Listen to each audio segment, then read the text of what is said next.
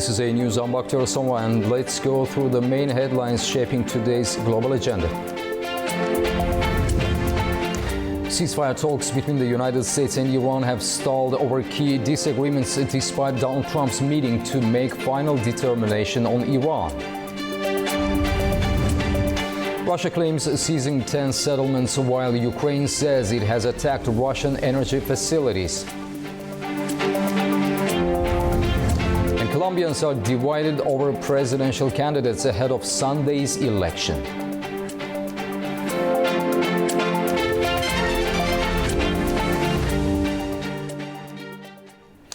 The United States and Iran appear close to extending the ceasefire, but key disagreements are still preventing a final agreement. Both sides say discussions are continuing, while people in Tehran remain deeply skeptical about Washington's intentions. A possible agreement between the United States and Iran remains unfinished despite weeks of negotiations aimed at extending a ceasefire reached in April. US President Donald Trump met his national security team at the White House on Friday to decide whether to approve a draft framework that could extend the truce for another 60 days and allow further talks. However, the meeting ended without a final decision. The United States wants Iran to guarantee it will never develop a nuclear weapon, reopen the Strait of Hormuz to unrestricted shipping, and allow the removal of its stockpile of enriched uranium. Tehran says no agreement has been finalized. Iranian Foreign Ministry spokesman Esmail Baghai said exchanges between the two sides are continuing, but questioned whether Washington would honor any commitments. Iran also insists its nuclear program is for peaceful purposes. In Tehran on Friday, supporters of Iran's leadership expressed little confidence in the negotiations. If what he is saying is true, it shows that his blockade has failed, and what he had in mind did not happen. He could not overcome us. And in order not to be humiliated any further, he says we are ending the blockade. Now we have to see how truthful he is. They will definitely not remain committed just like before. We have no hope in this matter either. We will follow our own path.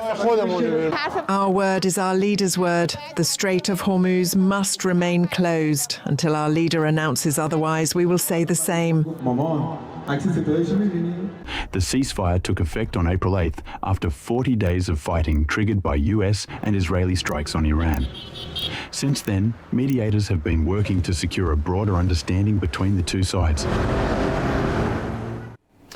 To discuss the prospects for diplomacy, the strategic importance of the Strait of Hormuz, and the broader regional implications, we're joined by Colonel Nuno da Silva, speaking to us from Lisbon, Portugal.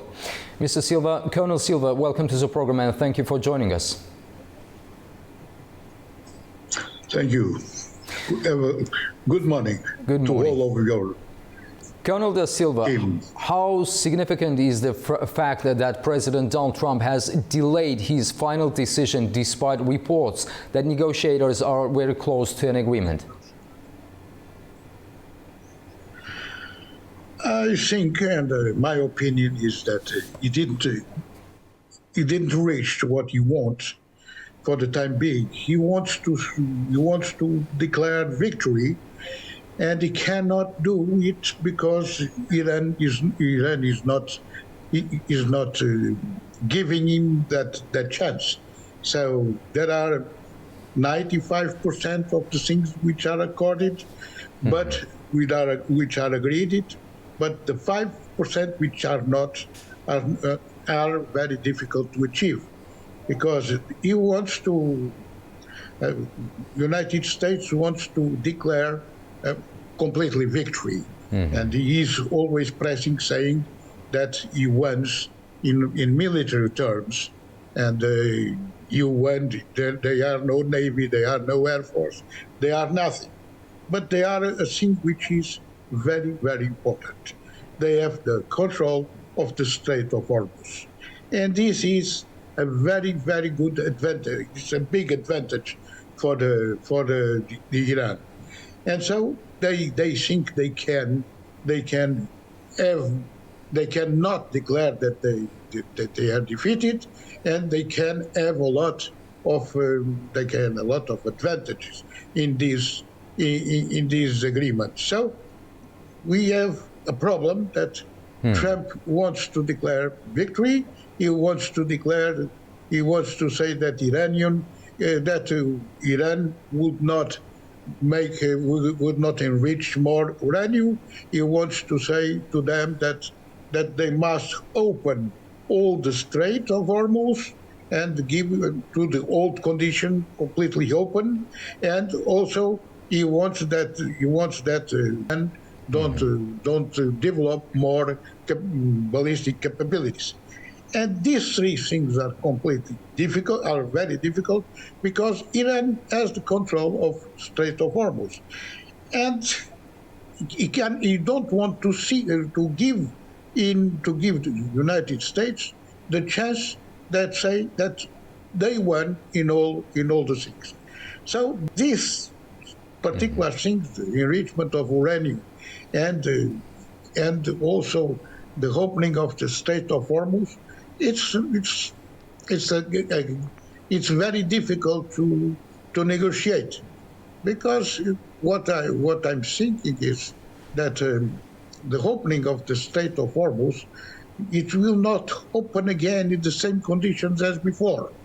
I think they are going to have a taxation, something as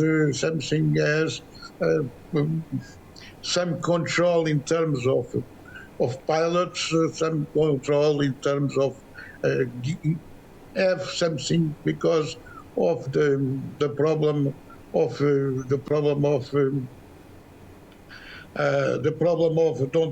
don't have problems with all the passage.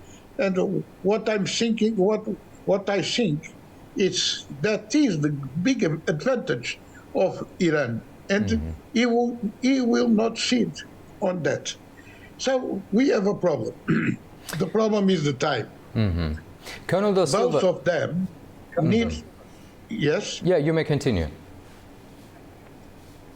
Both of them have. They don't have a lot of time, because the United States and Trump will have the problem of the elections, and he needs to prepare the elections. He needs to have time to not have a complete failure in the elections, and he must have the Strait of Hormuz open in order to put money in the pocket of the Americans. And the Iranians also wants to open the strait because he needs to export oil. And the dilemma between both is the time that each one can delay. You can delay in order to give the other the chance to say they won. And this time is the dilemma between both. And it will be solved, I suppose, when one of them will say, I need that I need that urgently in order to win the elections, or in order to have money for my people. And they are playing. They are trying to see which one of them will give in first. And this is, for me, this is the problem in this moment. And that is another problem, which is the completely open of the Strait of Hormuz. They have a problem, and the problem is the taking off the mines which are in the Gulf, and take off the mines. It will be very, very difficult. And I think only the European Union has the capability to demining the Strait of Hormuz, because America gave up that capability a long time ago. They don't have that capability, and here in Europe we have that capability, and it will take a lot of time to take off all the mines, and that is the problem, to reopen the Strait of Hormuz completely. And there are only straight passages where the ships can can go out, and that straight passage, only the Iranians knows where are. And they are going to say they will need a pilot to take off the Gulf, or to enter in the Gulf, and that pilot will be given by us, and we will put a taxation for that service. I think that is the problem, and and it can be solved only if the United States of America will play with the sanctions, and will exchange take off the sanctions, and it will exchange for that taxation. What can I say? It is they are going to give them. They are going to give them the money which are frozen, but in exchange for that taxation. But they don't want to say, Trump don't want to say that it will be him who is going to defrozen that money, and they are saying to Oman, okay, because Oman has a lot of money frozen, and they will say, okay, Oman will give that. It will be not us to say that, but it will be Oman, and we are going to press Oman to do that. So this is a play. They are playing they are playing with the others. Colonel Nuno da Silva, we have run out of time, unfortunately. Thank you very much for joining us and for sharing your insights. Thanks a lot. Okay, thank you very much. Thank you. See you the next one. Thank you. The U.S. military said it carried out a strike on a vessel in the Eastern Pacific on Friday, killing 3 people it said were involved in drug trafficking operations. U.S. Southern Command said the operation targeted a boat linked to designated terrorist organizations and released a video of the strike. Speaking at the Shangri-La Dialogue Security Summit in Singapore, U.S. Defense Secretary Pete Hegseth was asked about a range of security challenges facing Washington. He discussed issues including Iran and the future of U.S. policy toward Taiwan. We still have global obligations to ensure that, say, Iran doesn't get a nuclear weapon. We're focused on that. We can do 2 things at one time. We're supercharging our defense industrial base so that we're building 2x, 3x, 4x the munitions very soon to ensure that all of our O plans are properly funded throughout the world. Any decision about future Taiwan arms sales, as the President said, will rest with him and is the nature of that relationship. And certainly having been there for those meetings in Beijing, there's no change in our status there. Russia and Ukraine have exchanged fresh claims of military strikes as concerns grow over possible attacks ahead. Both sides say they have targeted key military infrastructure in recent days. Here's more. Russia said its forces captured 10 settlements in Ukraine's Kharkiv, Dnipropetrovsk, Sumy and Zaporizhzhia regions over the past week. Moscow also reported carrying out 1 large-scale strike and 5 group attacks on Ukrainian military, energy and transport targets, while air defenses downed more than 2,600 Ukrainian drones. Russian President Vladimir Putin said battlefield developments suggest the conflict is moving towards its conclusion, although he said it was impossible to predict when hostilities would end. Putin said recent strikes on Kyiv were retaliation for Ukrainian attacks in the Lugansk region. He also rejected claims that Europe should prepare for war with Russia, while warning that any direct military threat to Russia would be considered a legitimate target. Meanwhile, Ukraine's military said its forces struck several Russian military targets between Thursday night and Friday morning, including the Volgograd oil refinery, supply depots, air defense systems, and drone command centers. Air raid sirens and explosions were reported in Kyiv on Friday, while Ukraine's Air Force said Russia launched multiple missiles into the country later in the day. Ukrainian President Volodymyr Zelensky said that Russia prepares fresh large-scale attack on Ukraine. We have intelligence reports indicating that Russia is preparing a new major attack. Please pay attention to air raid warnings and stay safe. Our emergency services are prepared. Air Force and other air defenses will be on duty 24/7 as always. He urged the United States and European allies to speed up air defense support, saying missile supplies still depend on Washington, and said Ukraine and Romania would strengthen air defense cooperation after a reported Russian drone incident in Romania. Ukraine is expected to use European funding to purchase additional air defense equipment, including Patriot missile systems. Amazon's internet satellite network has expanded with the launch of 29 new spacecraft. United Launch Alliance's Atlas V rocket successfully deployed 29 internet satellites for Amazon's LEO 7 mission into orbit.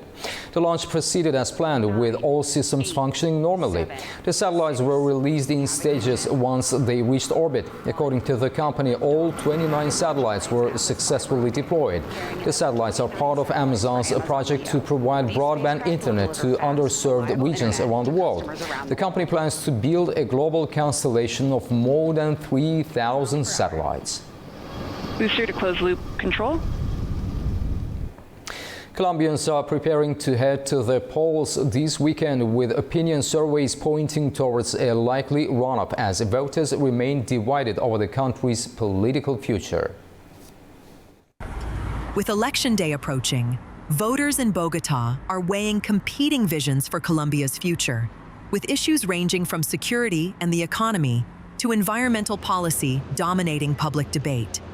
Supporters of right-wing candidate Abelardo de la Espriella say the country needs stronger leadership to tackle crime and reverse the direction taken under the current government. I am firm for the homeland, Ed's note, referring to right-wing candidate Abelardo de la Espriella's campaign slogan, mainly because I disagree with the current government's ideas and the ideals this government is presenting. Secondly, because of my parents' pensions. They've worked so hard that putting their pensions at risk with the current government, I think, is inconsiderate. Plus, I think what Abelardo de la Espriella says is important about standing firm against crime and the criminal underworld. Many of his backers argue that public security and economic stability should be the next government's top priorities.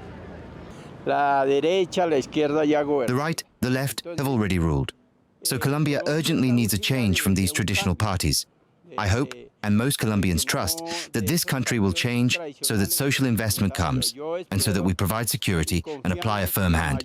This country needs a firm hand.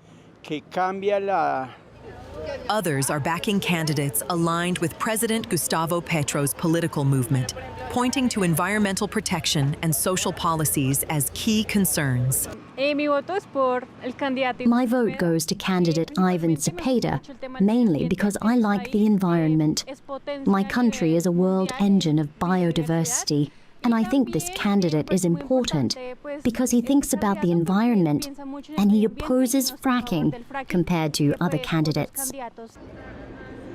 Yet not all Colombians are convinced by the political choices on offer. Some voters say years of unfulfilled promises have left them increasingly disillusioned with the political system. Opinion polls suggest no candidate is likely to secure an outright majority in the first round, and setting the stage for what could be a closely contested runoff later this month. Cuba's tourism industry is facing one of its toughest periods in years, with falling visitor numbers and ongoing economic pressures, leaving businesses across the island struggling to survive.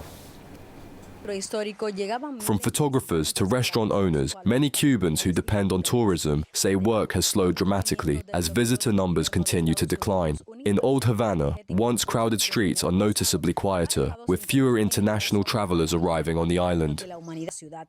And there was a lot of work, I can tell you. I used to work with new clients every single day. Some days I even had more than one client. But now the situation is really critical, because instead of having that much work, now there's practically nothing. To be honest, I really only work once a month, maybe twice a month, but no more than that. Official figures show tourist arrivals fell by nearly half during the first quarter of this year compared with the same period in 2025. The downturn is being linked to a combination of economic difficulties, fuel shortages, and ongoing travel disruptions. For businesses built around tourism, the impact is being felt across the sector. This restaurant used to be full of people. Normally, when tourism is good, Many famous people and artists come. The King and Queen of Spain have been here. So this is a well-known restaurant that has been open for 13 years. But since mid-January, group cancellations and tourist cancellations have increased a lot. The electricity problems have hurt us badly. We have operations with Varadero and Cuba that are at zero because they have no tourists. Many operators say repeated power outages and falling visitor numbers have forced them to scale back operations, while some have lost key business partnerships altogether. The United States embargo has shaped Cuba's economic landscape for more than 6 decades, and many residents argue that ordinary people continue to bear the heaviest burden, hoping that a recovery in tourism will eventually bring visitors back to one of the Caribbean's most recognizable destinations. Mexico City is stepping up preparations to host the 2026 World Cup with visible work underway in the city's Zocalo, where the fan fest is said to be a gathering place for thousands of fans during the tournament is taking place. The streets of the capital have been decorated with photographs of players and murals, as well as signs celebrating the World Cup. The inaugural 48-team World Cup will kick off at Mexico City's Estadio Azteca, which will become the first stadium to host the 3 World Cup opening matches, with a final set for July 19th at MetLife Stadium in East Rutherford, New Jersey. The city is also scrambling to finish key renovations, including metro stations and the main airport. This year's World Cup will be co-hosted by Mexico, Canada, and the United States. Mexico City will host 5 games, beginning with a Mexico group match against South Africa on June 11th.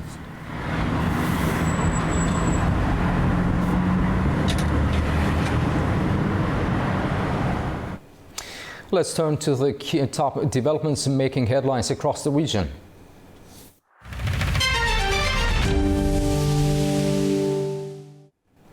The United States has reaffirmed its support for the diversification of Turkmenistan's natural gas exports through Trans-Caspian routes. According to a statement from the U.S. State Department, Secretary of State Marco Rubio met Turkmenistan's Foreign Minister Rashid Meradov in Washington, D.C. During the meeting, Rubio underscored the importance of expanding Turkmenistan's access to international energy markets via Trans-Caspian export routes and expressed strong U.S. support for the initiative. The two sides also reviewed progress on recent commercial agreements and discussed opportunities to broaden cooperation in the fields of energy, security and trade.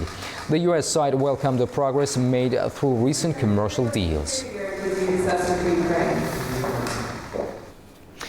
Kazakhstan is considering several new oil export routes, including the Baku-Supsa pipeline. The head of Kazakhstan's Ministry of Energy, Yerlan Akezbenov, said that no official proposal has yet been made by Azerbaijan on this issue, and no formal negotiations have taken place between the sides. It cannot provide the tariff. There have been no official talks with the Azerbaijani side, he said. At the same time, Azerbaijan and Georgia agreed in May 2026 to resume operations of the Baku-Supsa pipeline. The Baku-Supsa pipeline was commissioned in 1999 and is used to transport oil from the Azeri-Chirag-Guneshli fields. The pipeline is 837 kilometers long and can carry more than 7 million tons of oil per year. Transportation through the route was halted in spring 2022.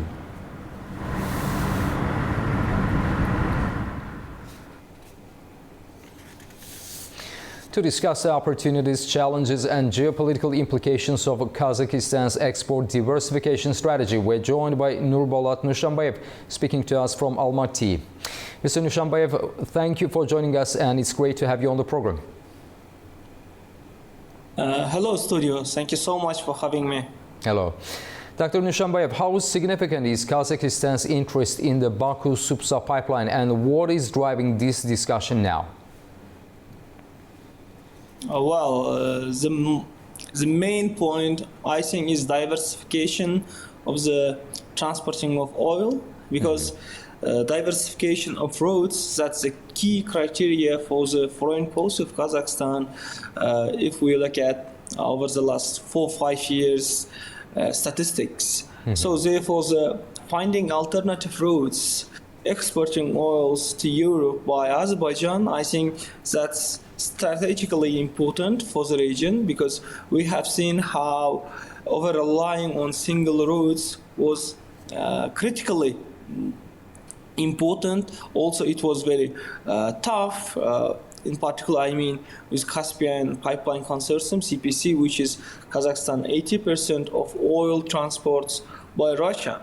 But when the Ukrainian drone attacked on the CPC, Kazakhstan failed finding an alternative ways. So therefore, I think finding alternative routes, even if its volume is not competitive, even if its volume is way smaller comparing than CPC, but diversification is very important, having multiple routes, because for the states like Kazakhstan, which is landlocked, who wants alternative trade routes as well as pipelines. So therefore, for Kazakhstan's expanding to the west by the Caspian roads, this is critically important, and it's taking a new shape over time. Dr. Nushanbayev, how do Azerbaijan, Georgia and Kazakhstan each stand to benefit from deeper cooperation on oil transit?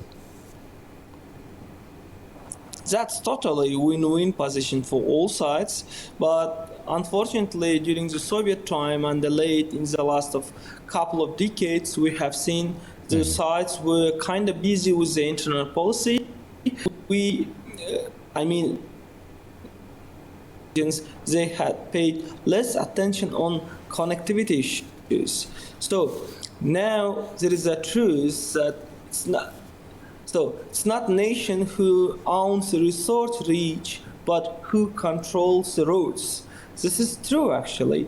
So when it comes, because this time in 2026, we see who controls the roads, who has a better connectivity, that states will be competitive and they will be easily handled to any geopolitical issues. So therefore, I think now Georgia and Azerbaijan and Kazakhstan, they see their full potential, which is not used yet fully. So therefore, they are trying to make a common project on connectivities. Because from the map, that's the region which is very important on the side of Europe, on the side of Asia, on the other side is Russia. So therefore, this reason why those three countries taking a new vision, new approaches on connectivity ideas, that's, I think, that's the consequences of this policy which we have been implementing over the decades. So therefore, those three nations definitely, they will get a new status, new access. That's the main kind of currency of the modern geopolitics, I think. Dr. Nurbolat Nushanbayev, thank you very much for this discussion. We appreciate your time and expertise. Thanks a lot. Thank you. Thank you. New international pressure is mounting on Lafarge, a part of the Swiss Holcim Group, over its past operations in Syria. Azerbaijani NGOs and civil society groups have sent letters to governments, embassies and international watchdogs in 48 countries, calling for independent investigations and stricter oversight of Holcim operations worldwide, including in Azerbaijan. Azerbaijani NGOs and civil society groups on May 26, 2026, urged local and 48 foreign authorities, including the US, France, Germany and the UK, to scrutinise Lafarge, part of the Swiss Holcim Group, over its Syrian operations, and requested the Organised Crime and Corruption Reporting Project conduct an independent investigation. The letter sent to the embassies call for full transparency, accountability and strict enforcement of international humanitarian and ethical standards, stressing that commercial interests must never outweigh human rights or humanitarian law. They demand thorough investigation into any potential complicity in crimes and highlight concerns about Lafarge's operations at its Jalabia cement plant between 2012 and 2014.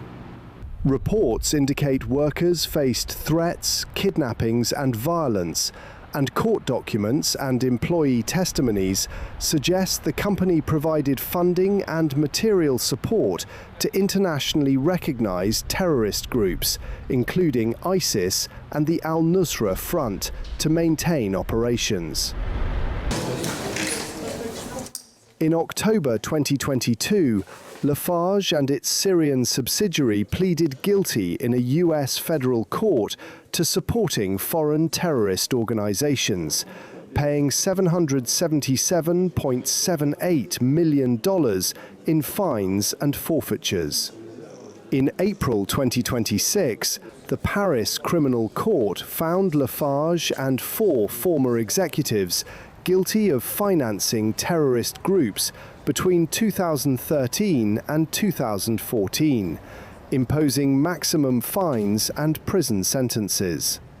Lafarge remains under investigation for possible complicity in crimes against humanity. The letters reinforce the NGO's demand for independent and transparent investigations into all Holcim operations.